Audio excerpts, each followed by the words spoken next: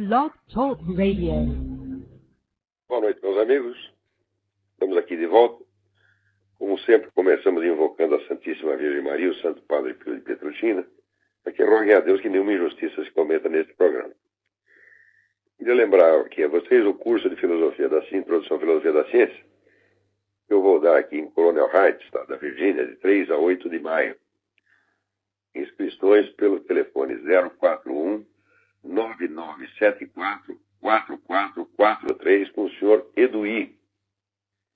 Estão também abertas as inscrições para o curso de inglês para estudantes de filosofia no site www.seminariodefilosofia.org. Este curso é calculado especialmente para facilitar a leitura de textos filosóficos em inglês. Naturalmente, escolhemos textos que são escritos não naquele inglês internacional, inglês de congresso, mas no inglês mais local ou britânico ou americano, que oferece certas dificuldades. Então chamamos para isso a professora Margarita Noyes, que tem uma ampla experiência em ensino de inglês para estrangeiros e que também se notabilizou por haver educado seus próprios filhos na base do homeschooling. Agora estão todos na universidade. Vamos ver aqui. Essa semana tem tantas notícias, até que 80 páginas de notícias. É uma antologia da estupidez humana. Cada notícia é pior que a outra. Reflete o estado geral de demência do mundo. Então, aí no Brasil, esse negócio dos decretos dos direitos humanos, que o Lula passou sorrateiramente durante as festas de Natal e Ano Novo, o que já mostra todo o espírito da coisa. Olha, a única coisa que me surpreende nesse episódio é que as pessoas fiquem surpresas e escandalizadas com isso. Porque, para quem tivesse estudado os documentos internos do PT e, sobretudo, as atas do Foro de São Paulo, tudo isso era previsível. As atas do Foro de São Paulo já estão indo aí para o 19º ano, né? E os documentos internos do PT circulam aí há quase 3 décadas. Quem quer que tenha lido este material compreende que isso estava no programa para ser realizado naturalmente com a lentidão característica da nova estratégia do movimento comunista mundial. Que assim, quando não consegue fazer as coisas todas de uma vez, vai fazendo de pouquinho, disfarçadamente, né? Esperando que o adversário se canse e desista ou esqueça do problema. Porque a grande ilusão desse pessoal da direita é achar que quando eles venceram uma batalha, acabou a guerra. Sempre assim. Quer dizer, não existe resistência sistemática e contínua ao avanço do comunismo na América Latina. Não, existe apenas reações esporádicas e de curta duração, mas são mais assim caprichos e esperneios do que uma reação. Por exemplo, essa coisa dos militares, né, que ameaçaram pedir demissão junto com o Nelson Jobim. E, bom, o fato de as Forças Armadas precisarem se esconder atrás de um Nelson Jobim já é um estado calamitoso, porque foi ele que tomou a iniciativa de ameaçar a demissão, e daí os comandantes militares foram atrás. O que mostra, então, que estão, por assim dizer, a reboque de um Nelson Jobim. A situação em si, o modo de reagir, já mostra o estado de subserviência, o estado de fraqueza, de debilidade das Forças Armadas, né? Agora, quando vem este decreto aí dos direitos humanos, as pessoas então ficam chocadas, como se fosse uma novidade, porque todos eles acreditam no começo do mandato Lula, já na eleição de 2002, né, a tônica da conversa era que o Lula mudou, o Lula aderiu ao capitalismo, o Lula evoluiu, etc, etc. Eu lembro quanta gente não brigou comigo por causa disso. Eu disse, olha, vocês estão muito enganados, vocês não sabem como funciona esse movimento comunista. Esses vai e vem, essas concessões táticas são a coisa mais fácil do mundo, eles estão acostumadíssimos a fazer isso. Já está no livro do Lenin, então um passo para trás, para 2 para frente. Eles têm mais de 100 anos de experiência nesse tipo de coisa. E, sobretudo, o comunismo é um movimento contínuo. O comunismo está continuamente revendo a sua experiência, examinando, fazendo análise de conjuntura, né? Vendo, tentando, como é que se diz? Delinear o quadro todo para ver quais são as peças que devem avançar, quais que devem recuar. Tudo isso aí para eles é uma técnica avançadíssima, é uma ciência. Mas, por outro lado, parece que só vê o noticiário da semana.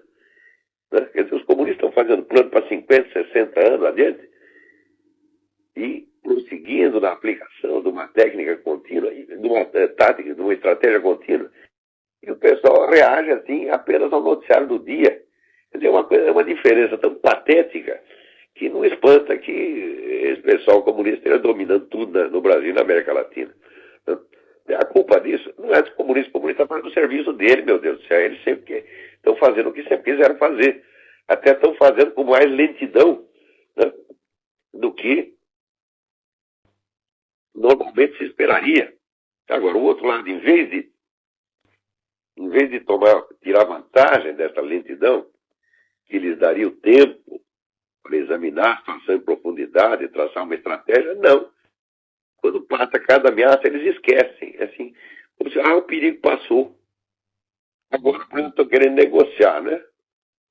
E o Lula já disse que ele admite negociar a parte relativa às Forças Armadas, quer dizer, punir aqueles pessoal militar dos anos 60 e 70 é menos urgente do que eliminar a propriedade privada no campo. Então ele desiste do primeiro item, desiste temporariamente do primeiro item, porque você tem que acreditar que ele desistiu de uma vez para sempre, é um idiota. Uma pessoa que disser isso merece estar pra cara. Né? Não, nós vencemos, o Lula recuou. Eu digo, mas você está absolutamente louco. Né? Isso aí é pessoa que tem consciência histórica com prazo de uma semana, 3 dias e meio para frente, 3 dias e meio para trás. Esse é o máximo que esses caras conseguem conceber. E olha, eu estou falando, você vê, enquanto o pessoal da esquerda leva muito a sério os seus intelectuais, né, enche os camaradas de dinheiro e lhes dá de tempo de folga para eles poderem fazer as análises, está o tempo todo analisando conjuntura, né, e sugerindo modificações estratégicas e táticas. O pessoal da direita, sobretudo o nosso empresariado, só quer intelectuais, assim como depois propagandistas. Eles querem contratar gente que escreva bonitinho para fazer propaganda das ideias liberais. E olha, ao longo de todo o tempo que eu participei, por exemplo, do Fórum da Liberdade, que era a melhor iniciativa da direita no Brasil, perdão, aqui, os camaradas obrigam você a tomar a vacina da gripe para garantir que você vai ter gripe, né? E é para não falhar. Né? Então,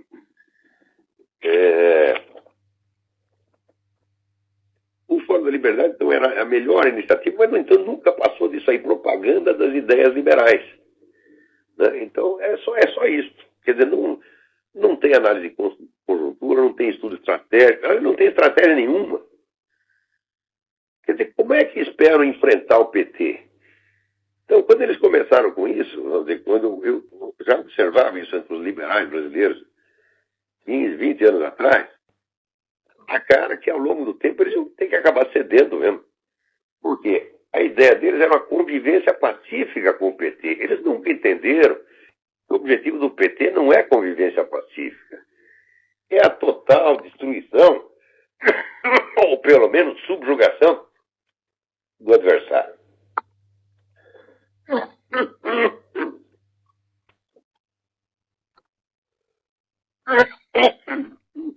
O PT sempre teve por objetivo uma mudança estrutural do Estado brasileiro e excluísse da política toda oposição possível ao projeto comunista da América Latina.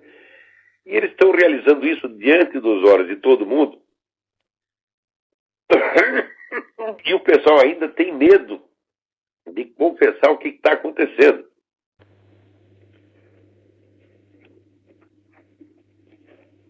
Então,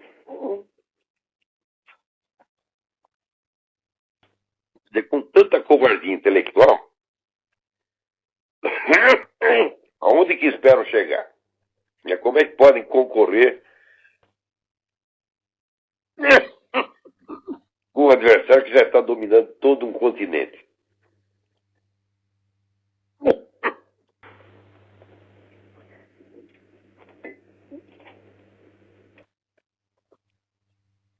Então, todos os avisos que eu dei para esse pessoal 15, 20 anos atrás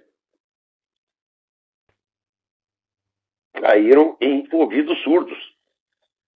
E agora, onde não há mais a mínima possibilidade de organizar uma resistência firme, você só vê assim, uma reclamaçãozinha aqui e ali, por exemplo, na coluna do Reinaldo Azevedo. Ele faz o que pode. Né? Parece um trabalho muito bem feito. Mas o que significa um jornalista dentro do conjunto da mídia que está há 20 anos empenhada em se transformar em instrumento de controle social a serviço dos partidos de esquerda? Eu estive mencionando brevemente a vocês aqui a chamada estratégia da espiral do silêncio. A espiral do silêncio é uma técnica concebida já nos anos 70 que vai muito além de tudo o que se pode entender por desinformação. Desinformação é você trabalhar uma determinada informação falsa para obter um objetivo tático de curto prazo. A espiral do silêncio, já para funcionar a longuíssimo prazo, moldando de tal maneira a imaginação pública que certos fatos se tornem inconcebíveis para a população, mesmo que eles sejam noticiados. Mas você noticia a coisa uma vez, duas vezes, aquilo desaparece. Então, existe um cálculo muito bem feito entre de proporção entre o que você noticia e o que você continua noticiando. Então, por exemplo, suspeitas quanto à ligação do PT com as Farc, as pessoas até mencionam uma vez por ano, mas não tem jornalismo investigativo e ninguém vai atrás, então não se repete o assunto. Então, quando você cobra do jornal essa coisa, diz, olha aqui, nós noticiamos, nós somos pessoas honestas. E bom, você noticiou uma vez, num ano. Agora,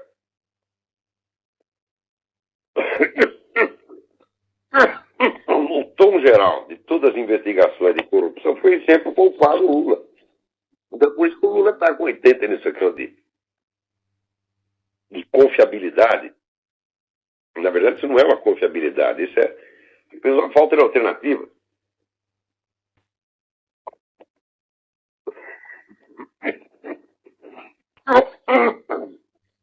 E além de não haver lideranças que possam concorrer, essas poucas lideranças que tem, não são promovidas 1% daquilo que é o Lula. Então, a longo prazo, a situação está totalmente sob controle e o instrumento de controle é precisamente a mídia.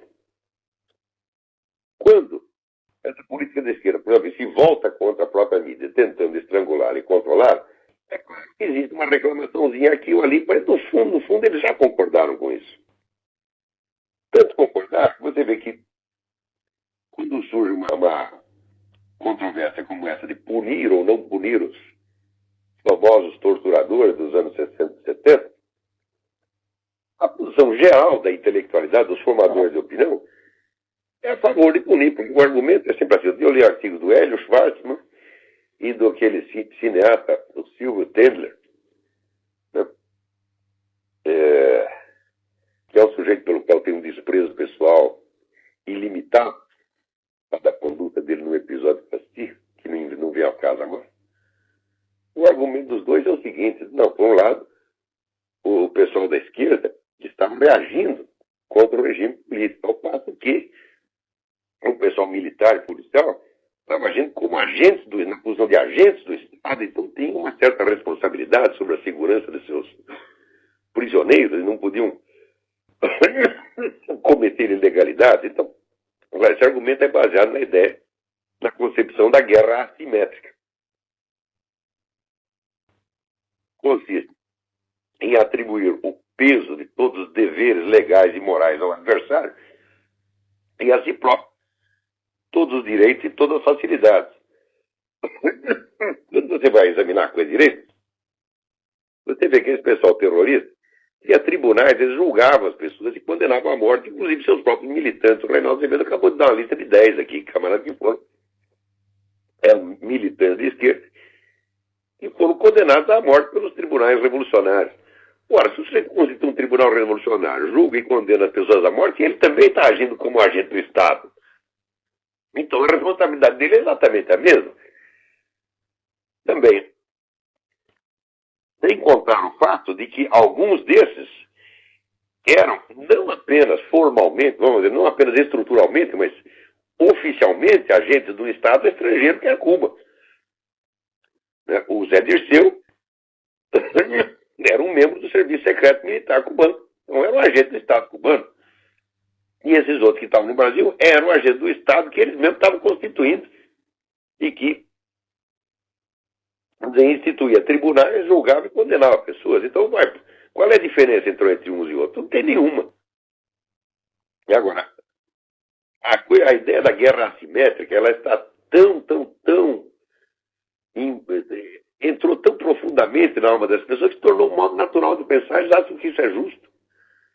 Por exemplo, o Silvio Temer fica chorando lá que, quando ele foi para o Chile, né? A mãe dele foi presa e interrogada, não sei onde, portanto foi humilhada, e ele justificando, usando isso para justificar que tem que punir os torturadores. Aqui, minha gente, eu fui preso e interrogado, fiquei preso 6 horas na Academia de Polícia Militar do Estado de São Paulo.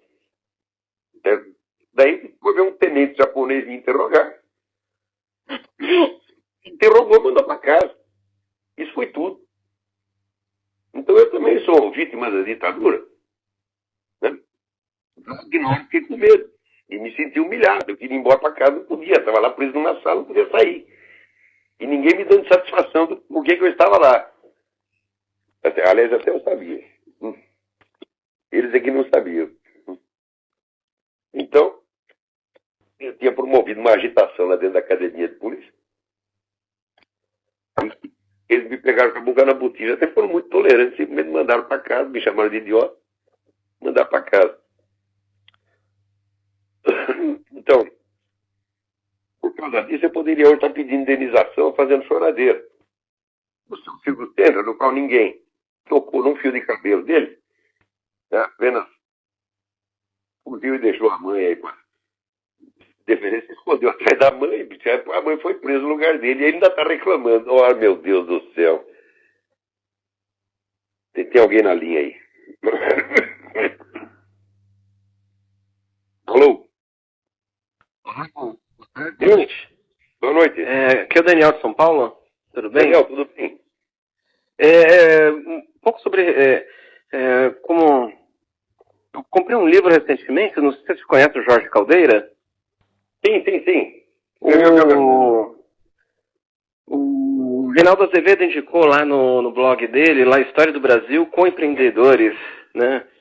Que o Jorge Caldeira tenta desconstruir o mito aí do Caio Prado Júnior, né? E não sei se o senhor já viu, deu uma olhada nesse livro. História do Brasil com Empreendedores. E no fundo a argumentação dele é que não tem nada de marxismo, Caio Prado, e que na verdade os principais conceitos dele, né, o latifúndio, o sentido da colonização, na verdade são categorias que ele traz do Oliveira Viana, né, de uma tradição do corporativismo, né? E aí ele tem uma série de passagens onde ele fica fazendo associação do corporativismo e Aristóteles, a teoria de Estado de Aristóteles, né? E eu queria que o senhor pudesse comentar um pouquinho sobre isso, né? O Prado Júnior dizendo que ele não é marxista. Isso aí o comunista pode fazer. Olha, por isso que o liberalismo no Brasil não vai para frente, tá entendendo? Eu conheço o Jorge Caldeira, até um sujeito inteligente, mas esse pessoal é fraco. O Prado Júnior, por menos que conhecesse marxismo conhecia mais do que o Jorge Caldeira. Tá certo? E Ele usar um ou outro conceito de fora do marxismo, mas você vai acusar do pecado de não ser suficientemente marxista? Isso é crítica que um liberal faça, porra. O que é isso? É sempre essa ilusão que o liberal tem de que ele vai dividir o adversário. Eles faz 40 anos que estão tentando isso, né? Tentando se fazer de mais esquerdista do que o comunista, para ver se divide os comunistas. Que estupidez! Eu não quero nem saber desse livro, eu não quero mais ouvir essa conversa. Eu já estou com 62 anos, meu saco já estourou, já costurei várias vezes, tá entendendo? Né? Já fiz uma prótese aqui, coloquei um saco de borracha para poder estender, tá, né? Não aguento mais. Eu não aguento mais liberal brasileiro. Não é pessoal fraco, molenga, fraco intelectualmente, fraco moralmente, tá certo? É gente que não merece 2 minutos de atenção. E estão culpados do Brasil ter chegado nesse ponto. São culpados porque eu os avisei de tudo, com 20 anos de antecedência. Avisei, tracei o caminho, o que era para fazer, não quiseram ouvir porque são orgulhosos imbecis. No Brasil, qualquer sujeito tem um pouquinho de dinheiro no bolso, que ele herdou do pai, acha que sabe tudo. Não tem respeito pelo conhecimento. Agora, quer intelectuais para escrever o que ele manda. Empresário no Brasil contrata intelectual para escrever o que ele manda. Não tinha o trem que me ofereceu dinheiro para escrever em favor do PFL, pô, que eu mandei enfiar no cu. Hã? Eles gostam de intelectual do aluguel. Eles gostam assim, de menininho que faz propaganda liberal. Agora, quando vai fazer uma análise séria, científica, para salvar a vida dos filha da puta, tá certo? Eles não gostam. Você está entendendo? É como o sujeito que vai no médico, diz aqui, doutor, vim aqui para o senhor me prescrever tal e tal remédio. Né? Daí o médico diz, mas meu amigo, nem examinou o senhor, não interessa, eu que estou pagando. Essa é a mentalidade do empresariado brasileiro, essa é a mentalidade dos liberais. Por isso, tá entendendo? Esse pessoal não é sério, o pessoal liberal brasileiro não é sério. Mas o que me incomodou no livro foi essa associação que ele faz de Aristóteles com o corporativismo.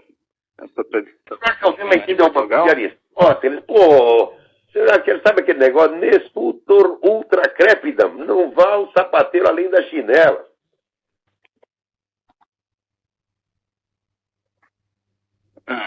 O jeito achava, deu uma fundamento aristotélico do corporativismo e puta. Então, e ele faz uma digressão grande sobre isso, né? Ele tenta fazer um resumo da teoria política de Aristóteles. O intelectual brasileiro não existe, rapaz. Isso é uma palhaçada. Debate ideias no Brasil. Porra, esse pessoal está 30 anos atrasado. 30. Por quê? Eles só leem jornal, meu Deus do céu. Eles não sabem o que é um negócio chamado fonte primária. Eu, há 20 anos, tudo que eu digo sobre PT e partidos de esquerda é tudo baseado em fonte primária nos documentos internos desses partidos. O pessoal não lê isso. Eles leem o Estadão, leem a Folha e fazem análise baseada nisso. Não vai, assim não vai, porra. Não tem mais paciência com essa gente, entendeu? Eu acho que daqui por Deus, o que quer que aconteça de mal para a chamada direita brasileira, que não tem nem coragem de se chamar direita, é merecido. É merecido querer ajudar esses camaradas, que nem querer ajudar um suicídio. O cara está aqui tentando se jogar de cima do prédio. Você vai lá segurar o cara, ele vai pular e vai te levar junto, porra. Vocês querem perder a briga? Percam. Tá certo? Pega o seu orgulho, a sua empáfia, o seu dinheiro, tudo, vão todos à merda, tá entendendo? O Brasil vai virar comunista mesmo, porque com uma direita como essa, vai. Para ficar do lado da esquerda não dá. Tá certo? Mas eu acho realmente que, do ponto de vista intelectual, a esquerda no Brasil até tem mais dignidade do que a direita. E o pessoal todo não entendeu. Só tinha no Brasil só tinha um sujeito estudando as coisas seriamente. Que era eu. O resto era só palpite jornalístico, pô. Agora, prefere ouvir palpiteiro. No Brasil, o pessoal está dando ouvido a Rodrigo Constantino, que escreve 2 ou 3 coisinhas a favor do liberalismo. O pessoal leva isso a sério. Pelo amor de Deus. Vamos em frente. Olha, aqui tem uma umas notícias muito interessantes, né? O senador,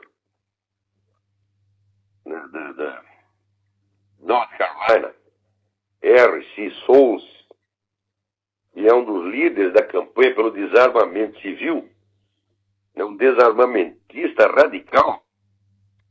Entrou 2 ladrões na casa dele, sabe o que ele fez? Passou fogo nos 2. Um fugiu, o outro está no hospital. Quer dizer, desarmamentismo no cu dos outros, né, senador? É sempre assim. É sempre assim. Você pega todo esse desarmamentista brasileiro, eles têm não só arma em casa, como tem guarda-costas armado também. Você chega lá, o cara tem um metralhadora Uzi, né? Uma pistola Glock, um Taurus 45, tem tudo lá dentro, ele não quer que você tenha, pô. Aqui, ó, era ser Souza. Né? Então, esse negócio, como dizer, é o manja de batom nas cuecas. Como é que você vai explicar uma porra dessa, né? Peraí, tem mais outro telefonema aí. Quem é? Tô aqui Alô? esperando. Alô? Alô? Olavo? Eu? Tá me ouvindo? Perfeitamente. Olha, eu sou Nanda, eu tô falando de Portugal. E eu queria botar aqui uma questão que é cultural. Se você achar relevante comentar, tudo bem. É o seguinte, lançaram um documentário do Wilson Simonal, né? Já tem um certo tempo, não sei, não vi. Vi o trailer e, de acordo com aquilo que aconteceu, do fato dele ser considerado um delator, isso se espalhou durante várias gerações. Inclusive, meu próprio pai disseminava isso. E eu nunca nem me interessei em ouvir a voz do cara.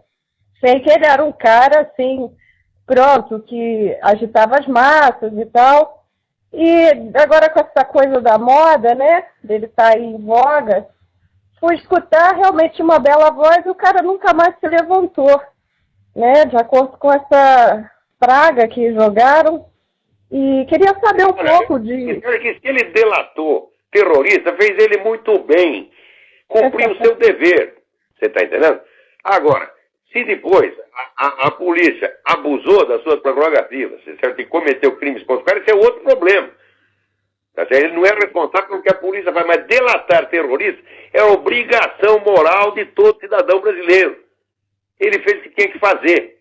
Tá certo? Agora, no Brasil, isso é pecado. É pecado, quer dizer, você tem... A ideia lá é o seguinte, os terroristas têm toda a razão, eles são intocáveis, eles são santos, eles não podem ser investigados, não podem ser averiguados, não podem ser nada. Tem que encher os bolsos deles de dinheiro. Do dinheiro suado do trabalhador. O brasileiro tem tudo pro bolso deles por causa dos crimes que eles fizeram. Inclusive de matar seus próprios companheiros. Ou de matar um prisioneiro, né, como o Lamarca matou, esmigalhando a cabeça do sujeito da coronhada. Tem que ser premiado por isso. Agora, as vítimas que foram explodidas, que voaram em pedaços, um morreu, outro perdeu a perna, tá? As vítimas nunca vão receber nada. Quer dizer, a coisa de um maniqueísmo tão grosseiro, né? Todo o bem está de um lado, todo o mal está do outro, que não dá nem para conversar. Agora, esses camaradas são absolutamente fanáticos, eles são psicopatas. A marca característica do psicopata é a incapacidade de se identificar com o sentimento alheio. Só eles têm sentimento. Eles são sempre as vítimas, são sempre os coitadinhos, e os outros são sempre os malvados. Não importando o que fazem. Quer dizer, o mal e o bem já não se mede pelos atos, se mede pela autoimagem do cara. Né? Se ele tem uma autoimagem esquerdista, ele está santificado. E se ele tem uma autoimagem direitista, ele é o condenado do diabo. Assim não dá, pô. Olha, tem que restaurar assim, a dignidade aí do Wilson Simonal, mesmo não defendendo, dizendo que ele não foi delator, ao contrário, foi delator sim e fez muito bem. Eu me arrependo, eu podia ter delatado gente naquela época, não fiz. Não fiz porque eu ainda me sentia comprometido, embora não fosse mais da esquerda, sentia comprometido por amizade. Então eu, por amizade, eu estava acobertando criminosos. Né? Escondi gente em casa. Né? A gente estava sendo perseguido pela polícia, devia ter entregado. Se fosse hoje, entregaria. Corri risco por causa desses filhos da puta, né? Um dia, camarada, tinha lá, ó, vou dar o nome agora, mas o sujeito que estava estocando bomba desde 65. Né? Vou esconder a bomba pro filho da puta. Hoje, delataria, né? Mas naquela época eu estava chantageado moralmente pela amizade dos caras. Né? É uma vergonha para mim. Eu me arrependo profundamente disso.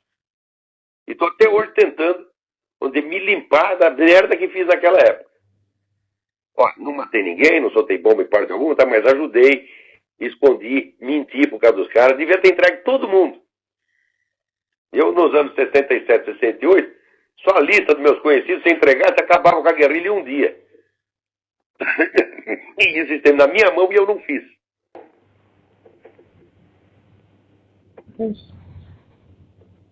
Mas agora... Então, obrigado pela colaboração aí. Muito bem. E agora aqui, o Order dele publica uma lista dos principais ataques ao cristianismo, mas fala só dos ataques ao cristianismo sofridos aqui nos Estados Unidos, que é como esse decreto dos crimes de ódio, etc, etc, etc. Ora, de fato, a situação aqui para os cristãos não está muito boa, mas quando você vê a coisa pelo mundo, olha aqui, chegou o relatório do Vaticano, só de missionários católicos morreram 30 no ano passado. Agora, aqui está ataque à igreja copta no Egito. Mas se você for ver, pastor protestante, missionário protestante, vou somar tudo, dá umas 100 pessoas por ano. Mas isso eu não estou falando dos fiéis. Estou falando só dos pastores e missionários, pastores e missionários. Vai dar 100 por ano. Fiéis, então a coisa vai para 2 mil, 3 mil. Quer dizer, está aberta a temporada de caça ao cristianismo. Ao mesmo tempo, veja, vocês que adoram tantas religiões não cristãs, veja aqui. O Jornal Telegraph de Londres informa que os sacrifícios humanos estão na moda agora em Uganda. Estão dando um crescimento. Eles estão cada vez procurando mais gente. Eles gostam tudo de pegar os albinos, já que os albinos são amaldiçoados. Né? Então vai lá, faz o sacrifício. É exatamente como faziam os astecas e incas. Né? E tem gente que acha isso lindo. E diz, não, são manifestações culturais. Né? É cultural caralho, pô. O que é isso? Vamos tolerar uma coisa dessa? Não vê esse caso do menino aí que botaram 40 agulhas lá no corpo dele?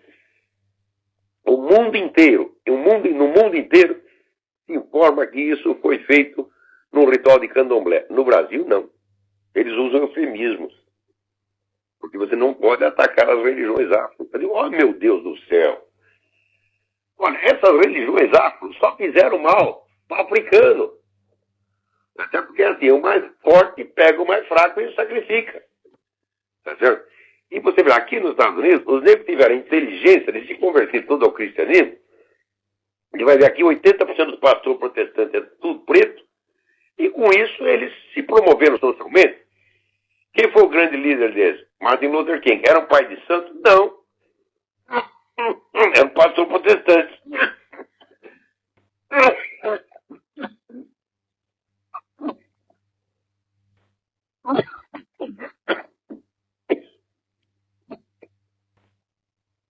O negócio aqui tá bravo. Um minutinho.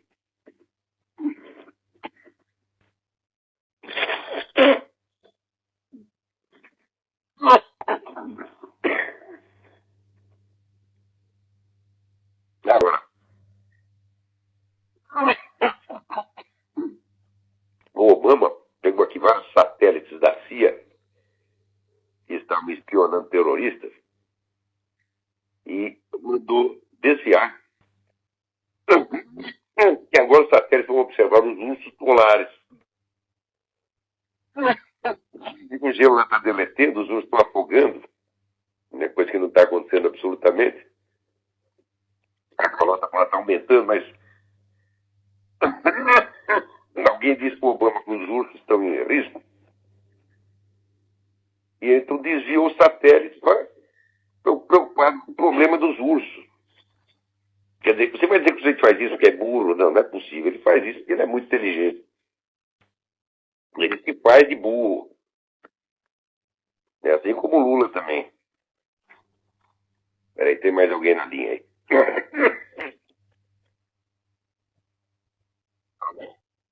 Alô? Sim. Olá, boa noite. Eu queria saber se você ficou sabendo que o Sendero Luminoso do Peru vai fundar um partido político agora, era uma ex-guerrilha comunista assassina do Peru. Mas esse é o plano a longo prazo. O plano é como você tinha falado, que as Farc um dia poderia vir se tornar um partido. É o que está acontecendo agora no Peru. Mas é o programa do Foro de São Paulo. Todas as organizações criminosas virarão partidos políticos e serão todas aceitas, né? E virarão governantes dos seus respectivos países, serão premiados por todos os crimes que cometeram. E tem gente na dita direita que aceita isso. Você vê, o próprio governo militar nunca fez nada, nunca abriu a boca contra o comunismo, só abria contra a violência. Né? Quer dizer, se o sujeito não cometa violência, ele pode fazer o que quiser. Agora, você veja que o que realmente nos prejudicou não foi a guerrilha. A guerrilha não fez nada para ninguém. A guerrilha era um bando de louco. Agora, a guerrilha serviu de boi de piranha. Quer dizer, enquanto o governo ia atrás da guerrilha, o Partido Comunista se organizava na base da estratégia gramsciana, ocupava todas as universidades, ocupava todos os postos na mídia, mediante, vamos dizer, aquelas técnicas de boicote que eles são tão hábeis em praticar, e esses hoje estão ganhando. Então agora querem fazer a mesma coisa na escala da América Latina inteira e vão fazer. Eu li um livro aqui, chama Os 7 Chefes do Império Soviético, né? Derrotar o comunismo. O comunismo não pode ser derrotado, ele só pode ser destruído ou nada. Ou você destrói o movimento comunista, ou ele vai acabar com você. Derrotá-lo não é possível. Concorrer com ele em eleições não é possível. A mentalidade revolucionária tem que ser extirpada do mundo. Tem que haver, vamos dizer, um esclarecimento tão profundo, tão vasto, que mostre o caráter criminoso dessas pessoas, que as criminalize, que as exclua dos meios sociais decentes, de modo a eliminar a possibilidade dessas ideologias voltarem a aparecer e crescer sob quaisquer disfarces. Sei. Você vê que na Polônia, que sabe o que é comunismo, que viveram o comunismo, acabam de proibir o uso de qualquer símbolo comunista. Eu tenho que fazer. E nem na Romênia, né? É? Na Romênia também fizeram isso. Não sei, na Romênia está vendo. Se fizeram muito bem. E eu queria abordar o PCdoB, o Partido Maoísta. Como é que pode ter um partido maoísta, meu Deus do céu? É a mesma coisa que ter um partido nazista. Quer dizer, o partido exatamente. Como é que a gente pode permitir que isso exista e querer concorrer com eles em eleição? Exatamente. Isso é a mesma coisa, porque se você entra em casa, tem lá um bandido estuprando sua filha, e você sente que discute o Código Penal com o cara, tá entendendo? É a mesma coisa. Essa gente tem que... o que eles querem fazer agora naquele Direitos Humanos, o fazendeiro discutir com o invasor.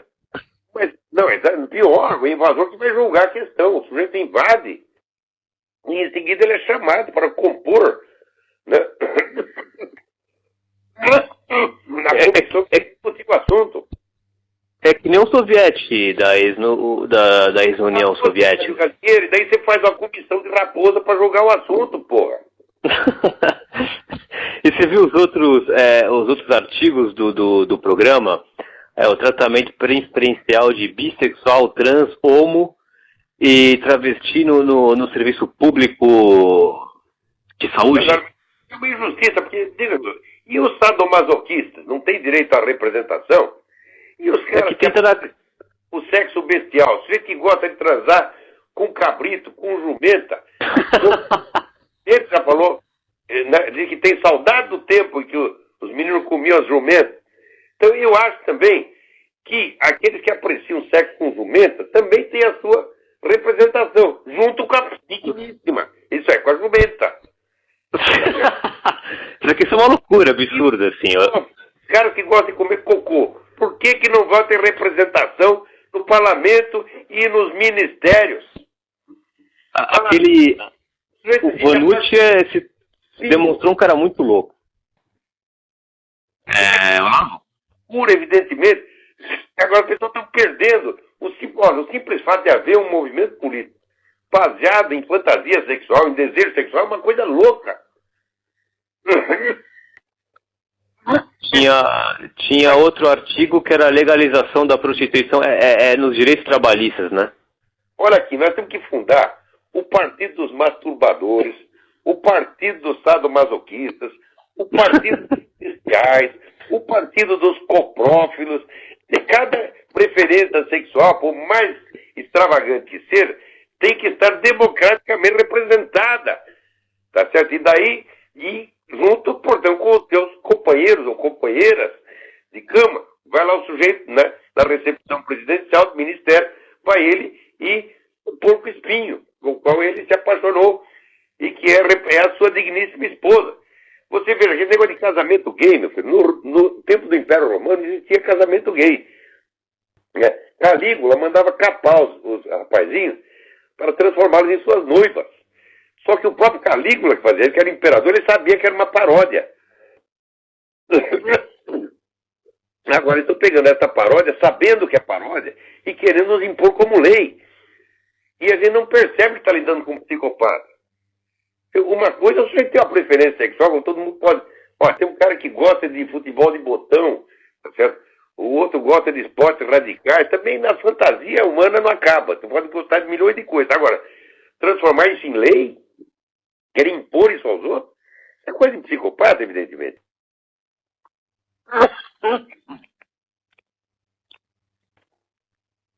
E agora, aqui também me chega a notícia de que o Ministério Público de Honduras está montando um processo lá contra os militares que diz que eles patriaram o Zé Laia. Na verdade, não patriaram coisíssima nenhuma.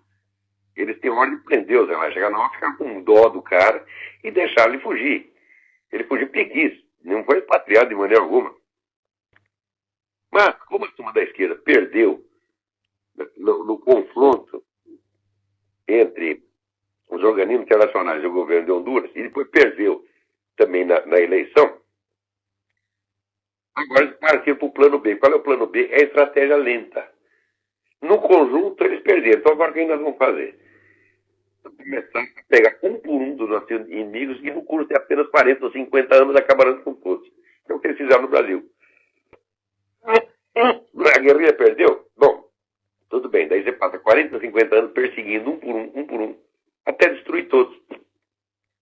Como o outro lado não tem nenhuma organização e nenhuma estratégia contínua, o partido acaba vencendo, assim, continuidade. Aquele que continua batendo sempre acaba ganhando, pô. Mesmo que bata pouquinho, né, você continua batendo um pouquinho. O outro te deu uma porrada e derrubou no chão. Daí você vai lá e começa a dar um soquinho nele. Não, mas não para. Chega um dia o sujeito cai. Então é assim. Eles vão dizer, num confronto direto, esse pessoal comunista nunca foi muito bom, não. Mas nesse negócio de continuidade, de ficar roendo pelas beiradas, eles são magistrais. Agora estão, perderam a briga em Honduras, vão começar a roer pelas beiradas.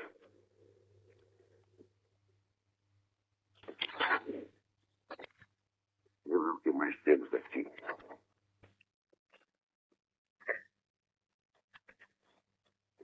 Olha aqui, está um artigo do Newsmax que eu recomendaria para vocês. O autor é o Arnaud Boschgrave. Ele diz o seguinte, ele diz que o pessoal está procurando o Al-Qaeda no Afeganistão, mas o Al-Qaeda está no Iêmen. Eu acho que é exatamente por causa disso que eles estão procurando o Afeganistão. Eles não querem, mas está na cara que o governo Obama não quer fazer nada contra os terroristas. Pois agora apareceu aqui um relatório de uns oficiais de segurança sabiam do sujeito que estava naquele voo, né? A bomba ali no meio das pernas. Deve ter sido inspirado no Brasil, que a gente transporta dinheiro na cueca. Você pode transportar dinheiro, a gente podia transportar uma bombinha também. Né? Peraí, tem mais alguém na linha aí? Alô, quem é? Alô, boa noite. Boa noite. Olá, tá me ouvindo? Perfeitamente. Quem fala aqui é Marcos, de Porto Alegre. Ouvindo eu não estou falando. Pô, então eu vou te fazer uma pergunta, tá? Bom, eu posso falar pelo menos. Não, é o seguinte, eu acho que o senhor já sabe o que aconteceu ontem no Haiti, né, do terremoto, né? Sim, sim. Sim, bom, o que chega lá de notícias não é nada bom, na verdade. E sempre vem à tona aquela questão do, por que isso aconteceu, essas coisas, né, essas grandes tragédias que levam tantas pessoas à morte e acabam com tantas famílias, tantas vidas e tudo mais, né? E eu estava relembrando esses tempos sobre essas, que muitas vezes também o senhor já falou, sobre aquelas aparições da Virgem Maria, né? De que ela fala e que ela comenta em várias ocasiões, não com essas palavras, mas dessa forma o seguinte, por exemplo. Que se as pessoas se afastarem do meu filho Jesus Cristo, o braço dele se soltará. Parece que isso é um castigo. Mas não seria no caso que o homem está desistindo da misericórdia divina e isso poderia, entre aspas, explicar essas grandes tragédias que estão ocorridas, que acontecem nos últimos anos? Olha, eu não sou um cara muito bom para penetrar os desígnios, né, da inteligência divina. Eu não tenho muita capacidade. Sim, claro, mas o que se pode dizer sobre isso daí? Mas quando é dada uma indicação muito precisa, muito formal, olha, se não fizer tal coisa, vai acontecer tal outra, e tal outra acontece exatamente tal e qual, aí não tem como escapar. Aqui no caso da aparição de Fátima, quando ela diz, olha, se não fizer tais coisas, daqui tanto tempo vai ter uma outra guerra, que será anunciada por um fenômeno astronômico estranho na Europa. E de fato a coisa aconteceu. Um fenômeno muito estranho, umas luzes esquisitíssimas no céu de Paris, e uma semana depois estoura a guerra. Aí não tem, aí como a manja matou na cueca, meu filho, não tem como esconder. Agora, mesmo assim, tem gente até dentro da própria igreja que escondeu, quer esconder. Então, agora, não sei se nesse caso do Haiti, como é que podemos explicar. Eu não sei de nenhuma profecia que tivesse anunciado isso. Então, quando a coisa acontece sem aviso, né, eu acho que não há uma intenção específica da providência nesse caso. Não, mas que existem várias situações em que existe uma espécie de alerta para o mundo. Eu não estou falando especificamente neste caso, eu peguei isso como exemplo, porque já estão falando até em 100 mil mortos, até mais, que é um absurdo, né? É uma matança geral. Então, assim, parece uma espécie de final dos tempos, isso que eu pensei. Então, na questão seguinte de que o homem se afastando de Deus estaria, digamos, se deixando levar pelos eventos sem ter por onde navegar, vamos dizer assim, né? Sem ter o norte de orientação. Só que as pessoas veem isso como um castigo e não como uma... Eu acho que o raciocínio ele não está errado. Você pode associar uma coisa com a outra, né?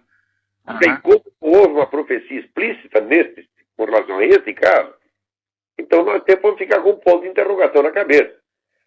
Uhum. Mas nos casos em que houve profecia, e eles são muitos, não tem como negar. Uhum. Tá certo, então.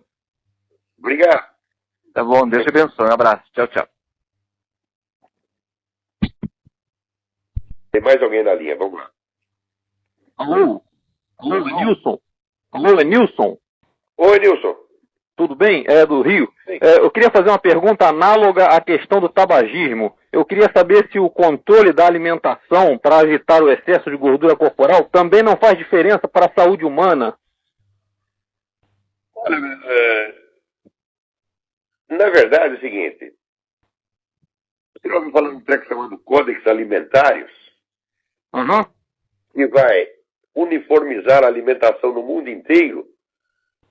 Não, o senhor pode falar sobre isso? Posso. Então, o Códex Alimentários vai forçar a ingestão de hormônios femininos pela população mundial inteira.